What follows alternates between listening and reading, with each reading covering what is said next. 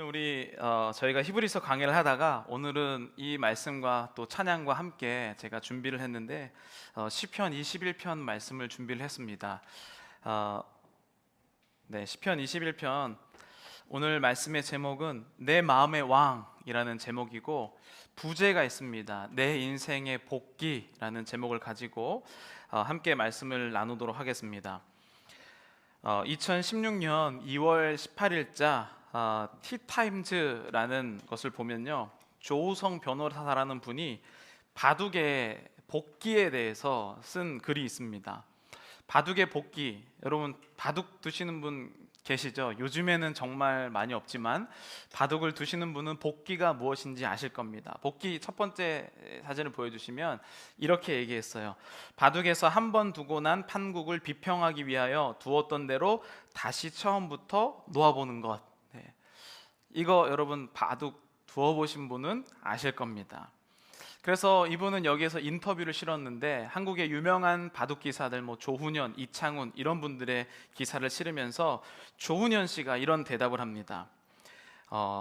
승자는 자신이 실수하는 장면을 바라보는 건 어떤 심정일까? 승자는 기쁨에 들떠 있고 패자는 억울함과 분함 등 온갖 감정으로 괴롭다. 그 모든 감정을 억누르고 차분한 마음으로 복귀를 하기란 참으로 힘든 게 사실이다.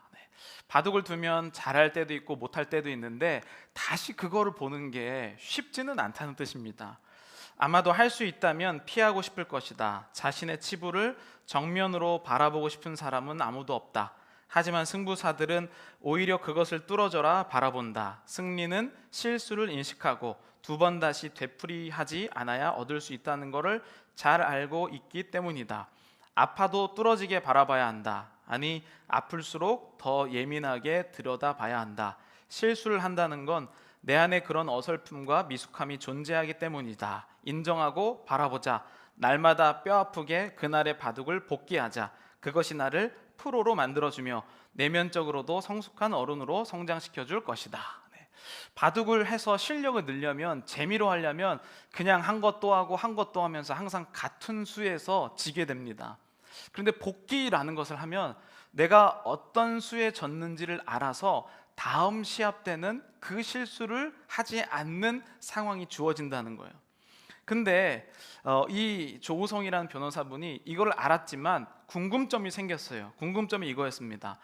바둑을 잘 모르는 나로서는 복귀 과정에서 그 많은 수를 어쩌다 다 순서대로 기억할까라는 점이 내심 의문이었다. 네. 여러분 바둑이 하나 두 개 10개 두는 게 아니라 어쩔 때는 막 바둑판을 가득 찰 정도로 많은 이 바둑을 두게 되는데 어떻게 그걸 다시 기억할까요? 바둑하시는 보면 그때 상대방이 이렇게 놨지, 내가 이렇게 놨지, 이거를 다 기억하고 있거든요. 그 대답을 이렇게 합니다. 한 수 한 수 고민하고 의미를 부여해 뒀을 때는 쉽게 기억이 납니다. 하지만 의미 없이 둔 수는 기억이 잘 나지 않습니다. 아무렇게나 바둑을 매일매일 하면 바둑을 10년 하든 100년 하든 실력이 똑같은 이유는 그 한 돌에 의미가 없기 때문이죠. 그러면서 마지막에 이분은 이렇게 결론을 내려요. 과연 나는 내 삶의 한마디 행동 하나에 어떤 의미를 부여하고 있는지, 어떤 의미를 갖고 내 인생의 바둑돌을 놓고 있는지 생각해 본다. 또 하나, 적으로만 보지 않고 배우려 하고 있는지, 경쟁과 미움만 앞세우면 결코 발전할 수 없는 것인데, 이렇게 표현을 해요. 저는 이것을 보면서 이런 질문이 들었어요. 바둑을 돌면 이 복귀를 하기 위해서 돌 하나하나가 의미가 있는데 그 의미를 두면서 이 바둑을 둡니다. 그러면 내 인생의 한순간, 하루, 한 시간의 의미는 누가 주는가? 여러분들은 지금 아마 수십 년의 인생을 살아오셨을 거예요. 때로는 내 인생에 의미가 있던 순간도 있고 때로는 의미가 없는 순간도 있죠. 그런데 그 의미를 내가 삶의 한순간을 주는가? 아니면 최소한 기독교인이라면 내 삶의 하루, 한순간, 모든 모먼트는요 하나님이 의미를 부여하는가? 이 질문이 주어진다는 거예요. 시편 21편은 승리자의 노래라고 부르는 다윗의 시입니다. 그런데 여기에는 이 분류가 되어 있어요. 과거에 승리를 주셨던 하나님에 대한 것, 현재 주시는 하나님에 대한 것, 그리고 미래에도 주실 하나님의 능력에 대해서 이야기를 해요. 여러분들의 인생의 의미는 누가 부여하는가? 저는 보통 월요일 날 또는 주일 저녁에 다음 주일 할 것을 말씀을 준비해 놓고 일주일을 지나면서 그 말씀을 되뇌이고 삶의 구석에서 어떤 일이 일어나는지를 유심히 살펴봅니다. 월요일에 제가 시편 21편을 준비했을 때는 남에게 하는 말이었어요. 성도님들 인생을 돌아보시고 열심히 사십시오. 근데 목요일쯤 지나서 보니까 이 말이 저에게로 들리기 시작하는데 이 질문 하나 때문이었어요. 그게 바로 내 인생의 의미 부여는 누가 하는가? 이 질문이었어요. 여러분들의 인생의 의미 부여는 내가 합니까? 하나님이 하십니까? 나는 어떤 순간에 의미가 있다고 생각하고 어떤 순간에는 의미가 없다고 생각합니까? 저는 만약에 내가 예수님을 믿는다면 모든 순간의 의미는 하나님께서 부여하셔야 된다고 생각을 합니다. 그런데 여러분은 어떠세요? 정말 내가 고난과 고통과 아픔이 있다는 것은 내가 의미를 부여했기 때문에 고난입니까? 하나님께서 의미를 부여해서 고난입니까? 기독교인들이 이것을 가장 많이 헷갈리는 것 같아요. 정말 그 고난이 하나님께서 데피니션을 하신 것인가? 저는 이 땅에서의 삶을 고난과 고통으로만 여기는 이유는 내가 그 의미 부여했기 때문에 고난이라고 여겨요. 매일 경제에서 어떤 글에서는요, 이 복기와 인생을 엮어서 이렇게 표현했어요. 가로 세로 몇 변밖에 안 되는 바둑판 위에서 몇 시간 동안 진행한 바둑 한 판에도 돌아볼 부분이 많은데 수십 년 살아온 인생 안에는 돌아볼 일이 얼마나 많겠는가? 여러분들은 인생을 돌아볼 기회가 있으십니까? 저는 최소한 내가 크리스찬이라면 일주일에 한 번은 하나님의 눈으로 나의 이 일주일을 복귀하는 시간이 반드시 있어야 된다고 생각해요. 그게 주일 아니겠습니까? 주일에 여지껏 내가 나를 책임지려는, 내가 내 인생을 의미 부여하려는 인생을 살았던 나에서 최소한 주일만큼은 이 말씀이 나의 인생에 의미를 부여하겠구나 라고 돌아보는 것, 그게 주일이죠. 그래서 아까 제가 말씀드렸던 것처럼 시편 21편은 크게 세 부분으로 나눠집니다. 1절부터 6절은 과거에 하나님께서 이루어주신 승리예요. 다윗에게 이루어주신 승리고, 7절은 굉장히 중요한데 현재 가운데 하나님이 이루어주신, 하나님이 원래 이스라엘의 왕을 세울 때 원하던 이상적인 모습이에요. 8절부터 13절은 과거를 승리를 이끌어 주셨던 하나님이 현재에도 이끌어 주시고 미래에도 이끌어 주실 것이라는 하나님에 대한 믿음을 이야기해요. 이게 바로 우리 인생을 하나님의 눈으로 복귀했을 때 일어나는 일입니다. 여러분들은 나의 눈으로 내 인생을 해석하십니까? 아니면 하나님의 눈으로 나의 인생을 해석하십니까? 하나님은 언제나 승리하는 분이십니다. 믿으시죠? 그런데 왜 내 인생에는 하나님이 승리 안 한다고 생각하실까요? 고난이라는 정의는 내가 내렸기 때문에 고난 아니겠습니까? 하나님은 언제나 승리하시는데 없어야 될 일은 어떻게 생기는 걸까요? 내가 하나님의 승리의 부분을 부분 나눠놓고 있다는 거예요. 이 부분은 그래, 하나님이 승리하시는 부분이지, 근데 이 부분은 승리를 못 하시는구나. 그런데 우리는 하나님이 승리한다고 믿는데 왜 승리의 부분을 나누냐는 것이죠. 그래서 오늘 본문 1절에는 이렇게 표현합니다. 1절 함께 읽어보겠습니다. 여호와여, 왕이 주의 힘으로 말미암아 기뻐하며 주의 구원으로 말미암아 크게 즐거워하리이다. 아멘. 여기서 왕은 다윗 왕이고, 이것을 고백하는 것은 이스라엘 백성들이 다윗을 보고 고백하는 내용이에요. 그래서 봤더니 다윗이 무엇을 고백하냐면 이스라엘의 나라의 왕이라는 분이 주의 힘으로 이긴 것을 기뻐하고 있다는 거예요. 주님이 다윗을 구원해 주신 것을 기뻐하고 있다라고 표현해요. 여러분, 이것은 너무나도 간단하고 쉬운 내용이지만 실제 삶에서는 너무 어려운 내용이에요. 제가 방금 질문드린 것처럼 어떤 부분에는 하나님이 승리하시는데 어떤 부분에는 승리를 못 하시는 거예요.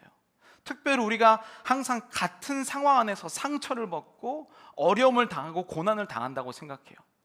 어떤 부분에서는 하나님이 승리하시는 분이 맞습니다. 그런데 실제 내가 매번 받는 상처에서는 그 부분만큼은 하나님이 승리하지 못한다고 믿는 거예요. 그런데 다윗은 그 모든 분야에서 이끄셨던 하나님을 여호와의 힘으로 말미암아 기뻐한다라고 승리의 선언을 하는 겁니다. 저는 이러한 축복이 여러분들 가운데 임하시기를 간절히 축복합니다. 왜 우리는 내가 어떤 사람과의 상처 안에서 또는 관계 안에서 또는 어떤 부분 안에서 승리하지 못한다고 느끼냐면 내가 거기에 의미 부여를 했기 때문이에요. 그 말은 내가 그 사건의 왕입니다.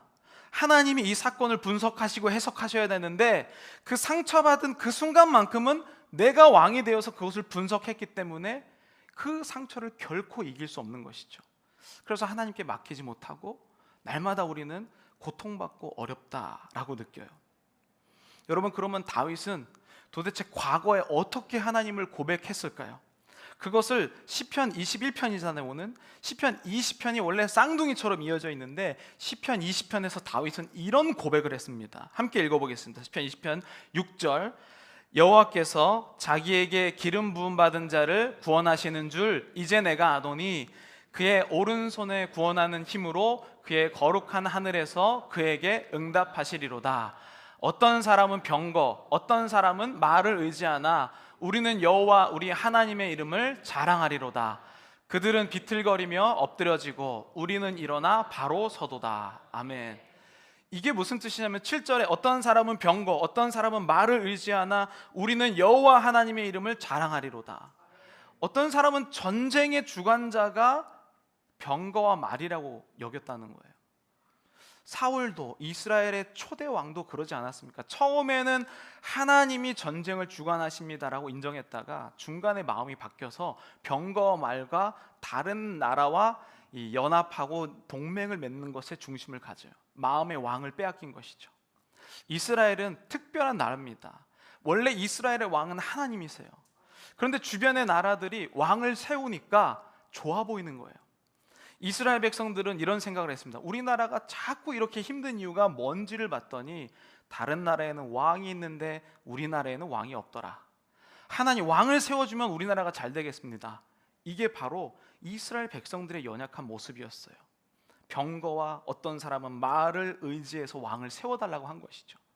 그런데 하나님이 그들에게, 이러한 연약한 그들에게, 그렇지만 이스라엘의 왕은 나지만 너희들의 연약한 부분을 위해서 내가 왕을 세워주겠다. 그러나 이스라엘 왕만큼은 해야 할 일이 자기가 잘 통치하고 다스리는 그 역할이 아니라 이스라엘의 왕은 하나님이 이스라엘의 왕 되심을 선포하는 사람의 역할이 이스라엘의 왕이다.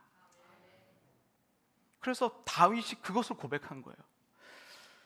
그러면서 이들이 2절에 21편 2절에 이렇게 고백합니다. 그의 마음의 소원을 들어주셨으며 그의 입술의 요구를 거절하지 아니하셨나이다. 잘 살펴보니까 어떤 거냐면 우리는 사건이 일어나면 하나님 오늘 우리가 전쟁을 이겼습니다라고 전쟁에 대한 기쁨에 감사를 하거든요. 그런데 지금 다윗을 본 이스라엘 백성들이 다윗을 보니까 어떤 생각을 하냐면 와, 다윗 왕은 전쟁을 이겨서 기뻐한 게 아니라 2절 그의 마음의 소원을 주셨으며 여호와께 기도의 응답을 받은 것을 감사한 거였어요. 여러분, 우리가 한 사건을 가지고 하나님이 있냐 없냐라고 하는 사람은 신앙생활이 항상 그 자리입니다. 그런데 여호와가 내 마음의 왕이심을 선포하는 사람은요, 기도 응답 받은 게 기쁜 것이지 문제가 해결됐다고 기뻐하지 않는다는 거예요. 여러분, 문제는 다음에도 일어납니다. 문제는 항상 다른 형태와 결합하여서 새로운 얼굴로 우리에게 나타나요. 그러니까 우리는 문제가 해결됨을 하나님께 기뻐하는 게 아니라 여호와가 지금 살아계셔서 나의 이 기도를 들어주고 계시는구나. 그게 내 인생의 복기 아니겠습니까? 칼빈이 그래서 이 부분을 갖고 그렇게 했어요. 이스라엘 백성은 전쟁에 이긴 것을 기뻐하는 것이 아니라 하나님께서 그들의 기도에 응답하신 것을 기뻐하는 것이었다. 하나님이 맨 처음 이스라엘 왕을 세웠을 때 그의 입술에서 나와야 될 내용은 왕은 하나님께서 우리를 우리의 진정한 왕이시다라고 고백하는 것이, 그래서 7절에 현재 다윗 왕이 이렇게 고백하는 겁니다. 함께 읽어보겠습니다. 왕이 여호와를 의지하오니 지존하신 이의 인자함으로 흔들리지 아니하리이다. 아멘. 이게 현재 다윗 왕의 모습이었어요. 무엇이었냐면, 내가 말이야 이때 이 병마를 이쪽에 배치해서 전쟁을 이겼어, 이게 아니었어요. 내가 여호와를 의지하였더니 여호와가 우리를 전쟁으로 이끌었다라고 지금 실시간으로 고백하고 있는 거예요. 우리가 교회에서 해야 될 일, 이런 내용 아니겠습니까? 교회에서 내가 말이야 그때 무슨 봉사를 해서 우리 교회 이만큼 성장, 이게 아니잖아요, 그렇죠?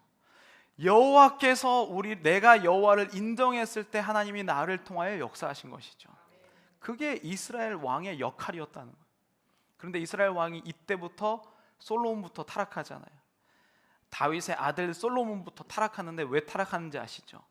왕이 병거와 말을 의지하면서 타락해요. 왕이 바뀐 겁니다. 이게 여러분 우리 내면에서 일어나는 일이에요. 내 마음의 왕이 나예요. 입으로는 예수죠. 입으로는 하나님이죠. 실제 그러나 우리는 많은 부분에서 왕되심을 내가 가져가고 있습니다. 그게 무슨 말이에요? 병거와 말로 세상을 이긴다. 하나님, 돈이 없어서 일이 안 되니까 돈을 주시옵소서라고 기도 제목이 나온다는 거예요. 물론 믿음이 연약할 땐 그렇게 기도할 수 있죠. 그런데 여러분, 세상의 모든 문제가 물질로 해결이 되나요? 그럼 부자들은 고민이 없습니까? 지금 이 다윗이 고백했던 게 바로 실시간으로 여호와를 의지함을 고백했다는, 내 마음의 왕, 이스라엘의 왕은 내가 아니라 하나님이십니다라고 선포했을 때 하나님이 너무 기뻐하셨던 거예요. 그래서 과거의 전쟁을 이끄셨던 그 하나님이 지금 다윗의 입을 통하여 선포하게 하시고, 이 하나님이 어디까지 가십니까? 미래에도 이스라엘의 전쟁의 승리로 이끄실 것이다. 이게 시편 21편의 승리자의 노래예요. 우리는 겉으로는 승리자인 척 살지만 모든 분야에서 지금 내가 왕이 돼서 지고 있어요. 불안하고 힘들고 어렵고 고난이고, 내가 모든 순간에 의미를 부여하면서 일어나는 일들입니다. 왠지 아세요? 로마서 1장 28절에 그 이유가 나와 있습니다. 또한 그들이 마음에 하나님 두기를 싫어하며. 눈에 당장 보이는 게 나의 힘이 되고 싶지 않습니까? 내가 상처받을 때 하나님께 가기보다는 너 괜찮아라고 위로해주는 사람을 만나고 싶지 않으세요? 교회가 이 역할 더 많이 하잖아요, 요즘에. 교회는 하나님의 왕되심을 인정할 수 있도록 성도님들로 하여금 하나님 앞에 엎드리도록 만들어야 되는 이 무리가 되어야 되는데, 사람의 위로를 가장 듣기 쉬운 곳으로 변질되고 있지 않습니까? 저는 최소한 우리 여기 예배에 참석하신 성도님 입술에서는 고난이 불어온다면 왜 여러분 사람을 찾아가는지 아십니까? 내가 의미를 부여하니까 사람한테 찾아가는 거예요. 내가 의미 부여하지 않으면 사람한테 찾아갈 수가 없습니다. 하나님이 나의 고난에 의미를 부여하시면 하나님께 여쭤봐야죠. 근데 여러분, 상처받고 누군가와 싸우면 하나님께 여쭤보세요? 아니면은 나랑 생각이 똑같은 사람을 찾아갑니까? 우리는 그 위로를 받는 거예요. 왜? 그 행동 자체가 이미 내 마음에 내가 왕으로 이 사건을 해석했다는 거예요. 정말 내가 내 마음의 왕이 예수 그리스도시라면 이 모든 사건의 해석을 주님께 맡기시기를 바랍니다. 아까 우리 김도현 찬양 사역자님이 두 번째 찬양했던 봄이라는 찬양이 있었어요. 근데 거기에 후렴에 보면 이렇게 나옵니다. 내가 염려했던 지난 날들과 영원히 계속될 것만 같았던 추운 겨울은 주님의 약속대로 흔적도 없고 내 하나님 행하신 일 만물이 찬양하노나. 내가 염려했던 지난 날들과 영원히 계속될 것만 같았던 추운 겨울, 그게 이제 우리의 이제 과거의 삶들 아니겠습니까? 현재를 보면, 그 당시로 돌아가 보면 이 고통과 고난이 끝나지 않을 것 같아요. 그래서 우리는 소망 없이 사람의 기웃거리고 물질에 기웃거리고 환경에 기웃거리는 것이죠. 그런데 다시 내가 현재에서 과거를 돌아봤더니 가사에 보면 주님의 약속대로 흔적도 없고 내 하나님 행하신 일 만물이 찬양하느냐. 그때는 내가 죽을 것 같이 힘들었는데 현재에서 과거를 딱 돌아보니까 하나님이 뜻대로 이루셨다는 것을 찬양으로 고백이 나오는 거잖아요. 이게 뭡니까? 인생의 복기요. 나의 아픔을 마주해야만 일어나는 일이에요. 내가 책임지면 아픔을 마주하고 싶지가 않습니다. 그러나 저는 여러분들은 하나님께서 마음의 왕이시기 때문에 내 인생의 복기를 주님께 맡기시기를 간절히 축복합니다. 여러분, 기도 시간이라는 것은 내 인생을 하나님의 눈으로 복기하는 시간이에요. 예배 시간은 하나님의 눈으로 나의 인생을, 일주일에 이 말씀의 눈으로 나의 인생을 다시 복기하는 시간이라는 뜻입니다. 저는 이제 우리가 말씀을 읽고 성찬식을 저희가 할 텐데, 이 성찬식은요, 우리는 그동안 말과 병거, 즉 육신의 건강과 육신의 이 유희를 위해서 음식을 먹고 마셔요. 그런데 성찬식이라는 것은 내가 보이지 않는 여호와의 말씀이 내 안에 거듭 처하고 그 말씀이 나의 왕되심을 선포하는, 신학자들은 이 성찬을 보이는 성례전이라고 불러요. 여러분들을 여지껏 먹고 마시는 것 다 나의 육체를 위해서 살아오셨는데, 이 성찬은 이제 내 마음에 실제로 왕되심을 선포하는 시간입니다. 만약에 여러분들이 여지껏 아직도 고난과 또 고민과 아픔이 있다면 이 성찬을 통하여 여러분들의 이 고민이 여호와 왕 되신 분께서 재해석해 주셔서 고난이 아니라 하나님의 뜻으로 고백하기를 간절히 축복합니다.